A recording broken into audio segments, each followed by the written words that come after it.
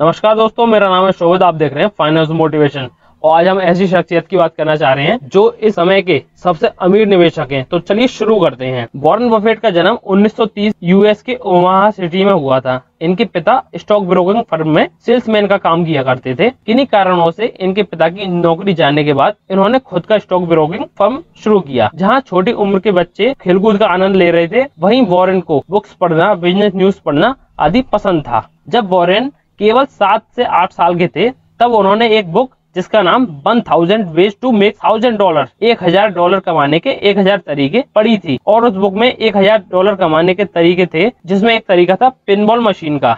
तो उन्होंने सोचा कि एक पिनबॉल को खरीदने में कितना पैसा लगेगा और साथ ही पिनबॉल से कितना प्रॉफिट कमाया जा सकता है। वॉरेन को यह बिजनेस आइडिया अच्छा लगा।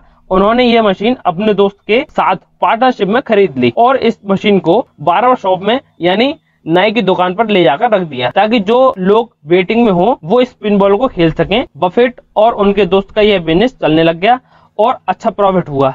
उन दोनों ने प्रॉफिट से एक और मशीन खरीद ली और ऐसे ही करके जो भी प्रॉफिट होता था उन प्रॉफिट से वे मशीन खरीदते जाते थे और बार्बर शॉप में स्थापित कर देते थे। प्रॉफिट होने के बाद एक समय बाद $1200 में बेच दिया। वॉरेन बफेट ने इतनी छोटी उम्र में ही न्यूज़पेपर बांटना, च्युइंगम, कोका कोला आदि बेचना शुरू कर दिया था। वॉरेन को बिजनेस करना अच्छा लगता था। 14 साल की उम्र में वॉरेन ने अपनी सेविंग से 40 एकड़ की जमीन खरीद ली और रियल एस्टेट में इन्वेस्ट करना शुरू कर दिया था। उन्होंने ग्रेजुएशन के लिए हार्वर्ड यूनिवर्सिटी में अप्लाई किया था, लेकिन उन्हें वहां रिजेक्ट कर दिया गया। जिसके बाद उन्होंने दूसरे कॉलेज और टीचर्स के बारे में इंफॉर्मेशन निकालना शुरू किया। तब उन्हें पता चला कि प्रोफेसर बेंजामिन ग्राहम और मिस्टर डेविड डाउड कोलंबिया यूनिवर्सिटी में पढ़ाते हैं। वॉरेन ने इनकी बुक सिक्योरिटी एनालिसिस पहले से ही पढ़ रखी थी और इस बुक से वॉरेन ने बहुत कुछ सीखा था। मिस्टर बेंजामिन और मिस्टर डेविड से इन्वेस्टिंग सीखने के लिए उन्होंने कोलंबिया यूनिवर्सिटी में एडमिशन लेने का फैसला किया। प्रोफेसर बेंजामिन ने वैल्यू इन्वेस्टिंग की फिलॉसफी बनाई थी, जिसके कारण उन्हें फादर ऑफ वैल्यू इन्वेस्टिंग के नाम से पहचाना गया। वैल्यू इन्वेस्टिंग सीखने के बाद वॉरेन बफेट ने मिस्टर बेंजामिन की पार्टनरशिप फर्म बेंजामिन न्यूमैन में फ्री में काम करने की इच्छा जाहिर की, जिसे बेंजामिन ने रिजेक्ट कर दिया। और 2 साल के बाद प्रोफेसर ने वॉरेन के सामने जॉब का ऑफर रखा और वॉरेन ने वहां सिक्योरिटी एनालिस्ट का काम किया।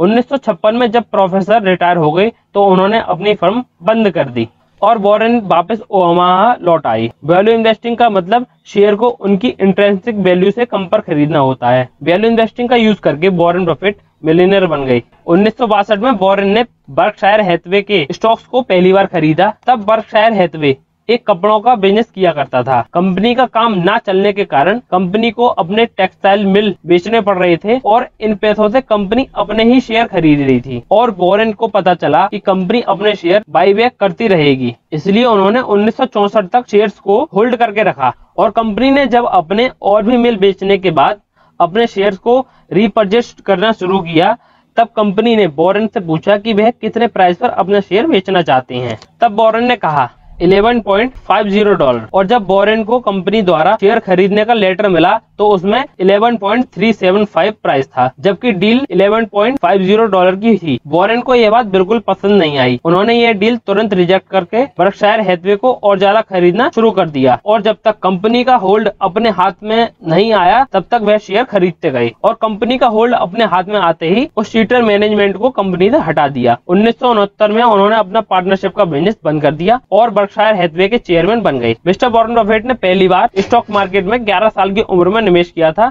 उनके पिता की ब्रोकिंग फर्म में जो भी बुक्स थी वॉरेन ने उन सबको पढ़ लिया था, जिसके कारण इन्वेस्टिंग में उनकी रुचि पहले से बढ़ चुकी थी। बफेट ने पहली बार सिटी सर्विस नाम की कंपनी में इन्वेस्ट किया था। उन्होंने अपने और अपनी सिस्टर के लिए सिटी सर्विस के शेयर $38 के प्राइस पर खरीदे थे। बफेट के शेयर खरीदने के बाद शेयर $40 का हो गया और बाद में यही शेयर $200 तक चला गया। इसके बाद वॉरेन ने सीखा कि स्टॉक मार्केट में पेशेंस रखना कितना इम्पोर्टेंट हो सकता है। इसलिए mister Buffett long term investing में विश्वास करते हैं। लॉन्ग टर्म इन्वेस्टिंग के कारण ही उन्हें 1000% से भी ज्यादा के रिटर्न्स मिले हैं। मिस्टर बफेट कहते हैं कि शेयर्स को खरीदना मतलब उस कंपनी के बिजनेस को खरीदना। 1988 से उन्होंने कोका कोला के शेयर को खरीदना शुरू किया और खरीदते खरीदते उन्होंने कोका कोला के 7% स्टॉक होल्ड कर लिए। अभी भी कोका कोला के शेयर मिस्टर बफेट के पास हैं। वह शेयर से मिले डिविडेंड व प्रॉफिट को री इन्वेस्ट करते हैं। मिस्टर बफेट कहते हैं कि आप दो नियम को हमेशा याद रखें। नियम number 1, never lose your money,